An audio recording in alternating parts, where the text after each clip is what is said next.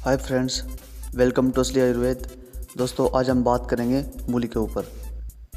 दोस्तों, आप सभी लोग मूली का सेवन करते हैं, जैसे कि सलाद, सब्जी इत्यादि में।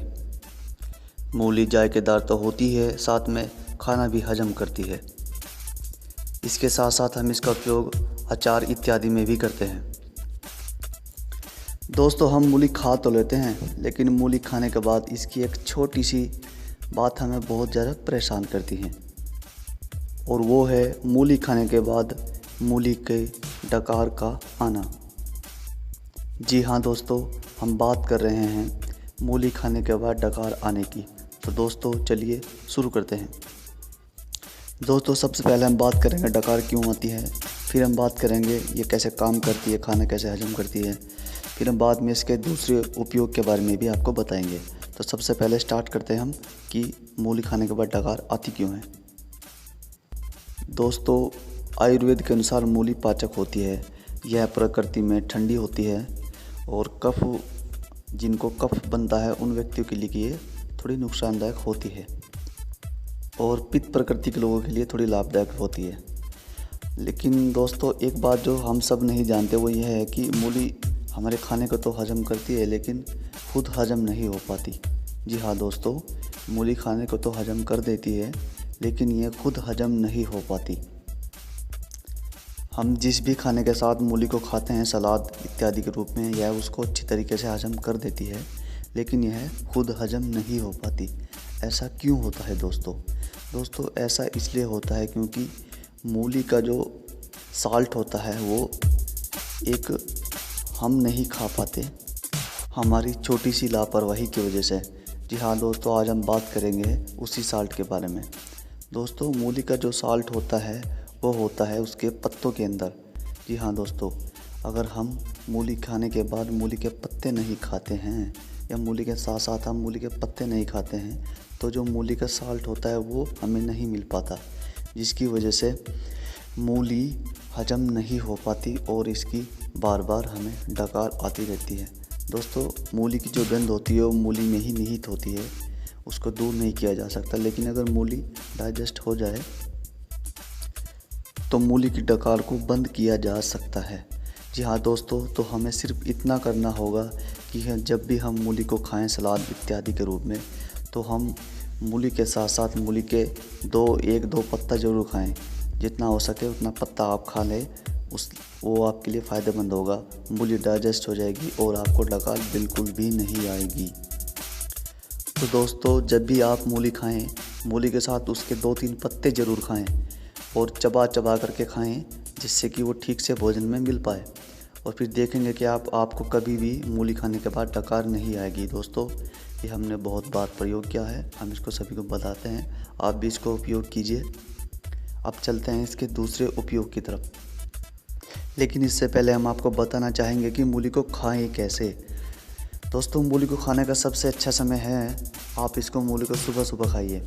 जो पित्त प्रकृति के व्यक्ति हैं उनको मूली को सुबह सुबह ही खाना चाहिए, और कफ प्रकृति के लोगों को मेरी यही सलाह है कि वो मूली का सेवन ना ही करें तो ज़्यादा अच्छा है, क्योंकि मूली ठंडी होती है, तासीर में ये नुकसानदायक होती है। और इसके अलावा आप मूली को दोपहर में भी खा सकते हैं, और मैं आपसे रिक्वेस्ट यही करूँगा कि मूली को आप दोपहर के बाद ना खाएं, क्योंकि इससे आपको कफ इत्यादि की प्रॉब्लम हो सकती है, और कफ जनित रोग आपको इससे लग सकते हैं। इसलिए आप मूली का सेवन केवल सुबह और दोपहर में ही करें, सलाद इत्यादि या सब्जी के रूप में भी। बात करते हैं मूली के उपयोग के बारे में। दोस्तों, मूली पाचक होती है, जो हम खाना खाते हैं उसको हजम करती है। इसलिए दोस्तों, जब खाना ठीक से हजम हो जाएगा तो ये कब्ज नहीं होने देगा। इसलिए दोस्तों, मूली का सेवन आप कब्ज में भी कर सकते हैं। कब्ज अगर आपको हो रहा है तो आप मूली का खाने के साथ सेवन कीजिए, आपको कब्ज नहीं होगा। इसके साथ साथ दोस्तों, जिन लोगों को एसिडिटी की प्रॉब्लम होती है, जिनको अम्ल पित्त बनता है, जो शुरुआती अम्ल पित्त के रोगी हैं, मैं पुराने अम्ल पित्त के रोगी की बात नहीं कर रहा हूँ, जो शुरुआती अम्ल पित्त के रोगी है उनके लिए मूली वरदान से कम नहीं है। इसीलिए आप मूली को सुबह खाली पेट भी खा सकते हैं और खाने के बाद भी खा सकते हैं। इसके लिए आप पूरी मूली खाइए, उसके साथ 2-3 पत्ते चबाइए, आप देखेंगे कि मूली खाने के तुरंत बाद ही आपकी एसिडिटी गायब हो जाएगी। दोस्तों, ये मूली में एक अचूक इलाज है, हमने बहुत बार इसको प्रयोग किया है, आप भी इसको प्रयोग कीजिए।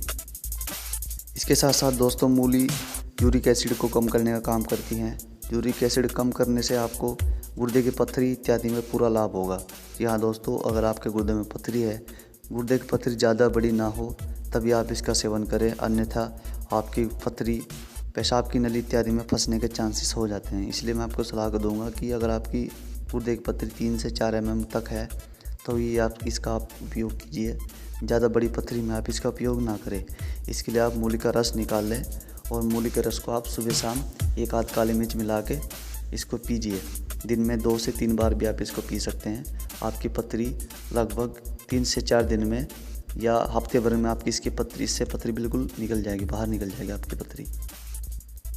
इसके साथ साथ दोस्तों, अगर आपके पेशाब में जलन है और पेशाब आपका खुलकर नहीं आ रहा है, थोड़ा रुक रुक कर आपका पेशाब आ रहा है, या आपके मसाने में गर्मी है, मसाने में बार बार आपको गर्मी की शिकायत होती है, तो दोस्तों आप मूली का रस पीजिए, आपको बिल्कुल पूरा लाभ देगी मसाने की गर्मी और पेशाब की जलन में। पेशाब की जलन भी दूर होगी और पेशाब खुल कर आएगा। इसके अलावा दोस्तों, जिन लोगों को बवासीर की शिकायत है, बवासीर जिनको शुरुआती बवासीर है, उनके लिए भी मूली अच्छी है, क्योंकि ये डाइजेशन के साथ साथ कब्ज को भी दूर करती है। इसलिए बवासीर में इसके अच्छे रिजल्ट देखने को मिलते हैं। आप बवासीर में इसके मूली की सलाद, एक मूली पूरी मूली खाइए या फिर आप मूली का जूस पीजिए, आपको बवासीर में पूरा आराम मिलेगा।